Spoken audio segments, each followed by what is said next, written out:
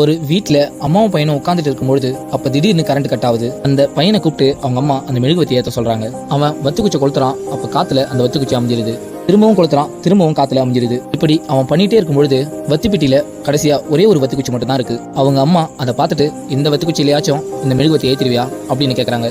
அவனும் ஜன்னலெல்லாம் சாத்திட்டு காத்து வீசாத டைம்ல அந்த மெழுகுவத்தியை ஏற்றிடுறான். இதை பார்த்துட்டு அவன் சந்தோஷமா, பாத்தியாமா நான் மெழுகுவத்தி ஏற்றிட்டேன் அப்படின்னு சொல்றான்.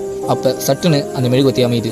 இதை பார்த்து அவங்க அம்மா சிரிச்சுட்டு, டேய் கண்ணா, நம்மள நிறைய பேருக்கு கடைசி வத்துக்குச்சி ஏத்துறப்ப இருக்கிற கவனம் முதல் வத்துக்குச்சி ஏத்துறப்ப இருக்கிறது இல்ல. அந்த கவனம் முன்னாடியே உனக்கு இருந்திருந்தா இத்தனை வத்துக்குச்சியும் வீணா இருக்காது. இப்படி நம்ம இருட்டுல உட்கார்ந்து இருக்கிற நிலைமையும் வந்திருக்காது. டேய் கண்ணா, வாழ்க்கையில எந்த விஷயம் இருந்தாலும் சரி, முதல்ல வர வாய்ப்பை கடைசி வாய்ப்பா நினைச்சு போராடு.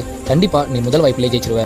ஆனா அதுவே நீ இந்த வாய்ப்பு போனா என்ன, நம்ம கிட்ட தான் இன்னும் நிறைய வாய்ப்பு இருக்கே அப்படின்னு யோசிச்சனா கடைசியா இந்த அமைஞ்ச மெழுகுவத்தி மாதிரி தான் உன் வாழ்க்கையும் மாறிடும் அப்படின்னு சொல்றாங்க. இந்த குட்டி ஸ்டோரி பிடிச்சிருந்தா மறக்காம ஒரு லைக் பண்ணுங்க.